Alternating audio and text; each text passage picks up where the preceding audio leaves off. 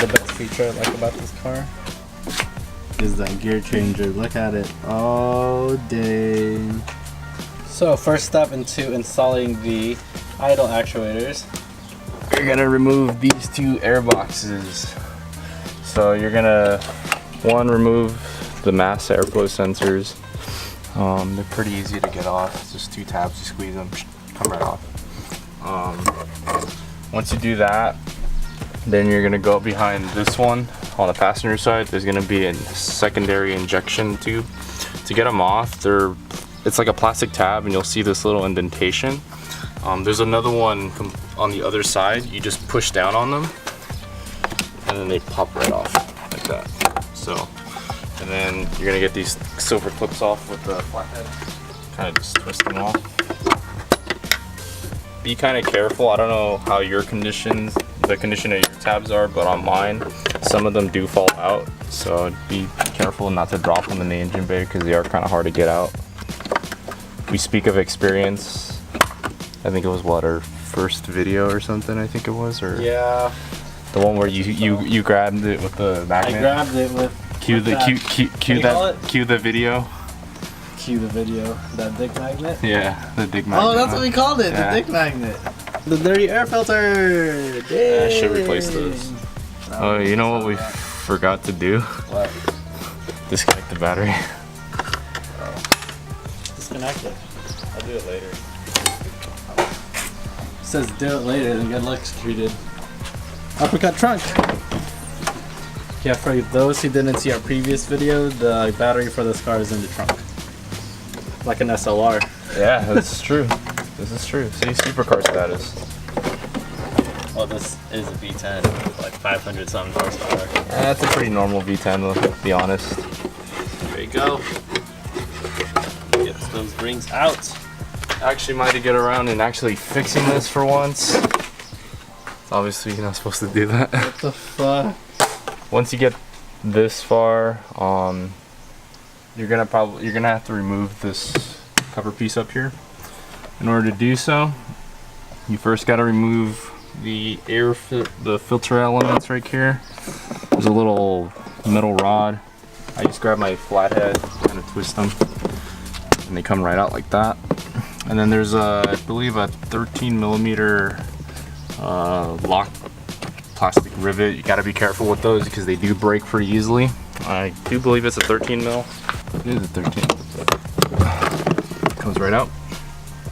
Passenger side, you got two sensors right here. Be sure to unclip them so you don't break them. They just come out like that. And then you just lift up, pull it away. There's your one. And if you have any kind of debris like, leaves and stuff, get a vacuum cleaner and kind of vacuum it all up. And also be sure to kind of get like a plastic bag to cover these holes because stuff will fall in there, and if it gets in there and you turn on the AC, it's gonna go blowing all over your face. So that won't be a good thing. Unless you like things on your face. So you're basically doing the same thing on the other side. Yep, same thing. Little rod, locking tab, 13 mil, pull it straight up. Boom!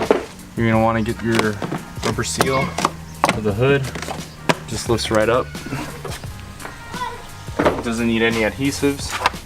And again, you're gonna have some more locking tabs right here. There's 3 on each side that hold it in. You're gonna have I believe an 8 millimeter bolt right there. Don't forget that one, because if you forget that and you try to pull this up, it will snap this off. I've seen it happen before. You're gonna have this middle piece right here, and it's a little tricky to get this out. So if you go back here, if you look right here, there's gonna be this little pull tab right here that you pry up a little bit, and then you can slide it straight over like that. So, and then there's another 13 underneath. Mine is broken, so it doesn't actually do anything, but just be aware there's another 13 right there.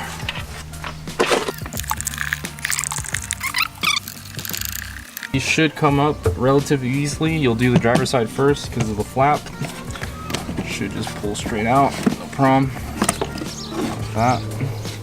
If there's any kind of resistance anywhere, stop what you're doing and check that you loosen all your 13 millimeter tabs and you got the 8 millimeter bolt out, because the last thing you want to do is fucking break these things, and they're not cheap. Then again, if you break anything on this car, it's not cheap. Boom, son. To start getting these off, again, you're gonna have 2 clamps up here in front.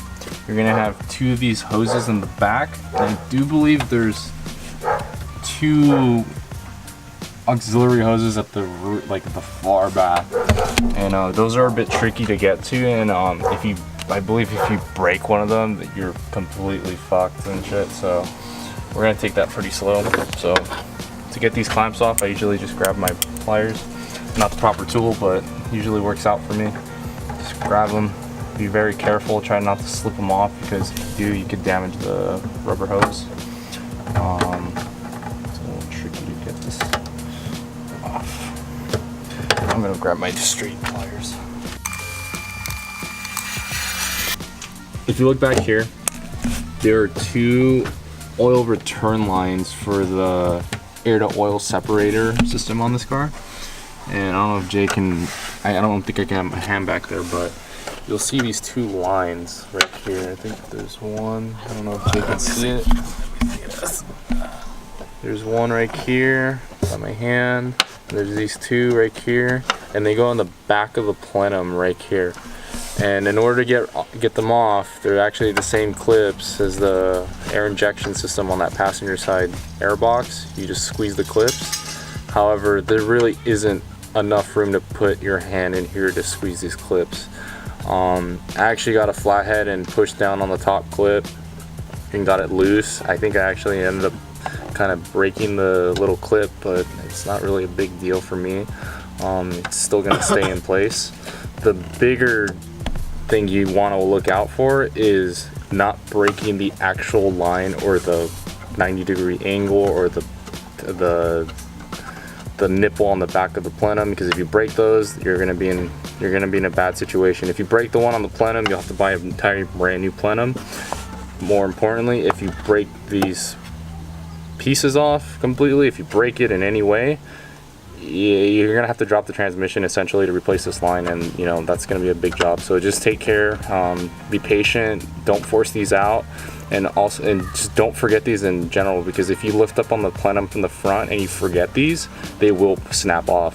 So just make sure when you get them off, kind of push them out of the way. Don't push them too much because they don't have much give. But just make sure when you go ahead and start taking off the plenum, just double check that these didn't snap back in, because if they do and you forget, well, you'll break them, and you're gonna have a bad day. So just don't forget these 2. They're importante.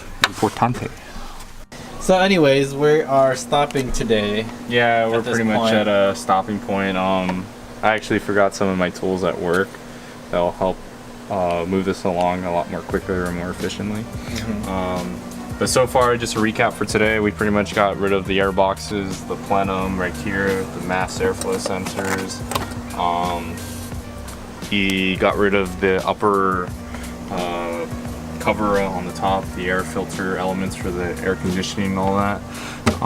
We removed the 2 hoses right here, the clamp hoses on the side of the plenums.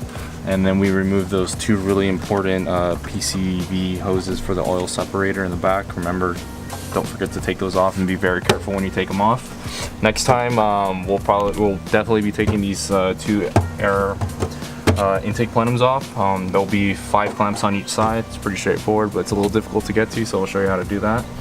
And then hopefully we'll be installing the idle actuators and all the miscellaneous stuff at the same time. So sweet. Thank you guys for watching. If you enjoyed, please subscribe, leave a like, and comment your opinions and thoughts. yeah, just let us know. All right, man. See you guys in the next one.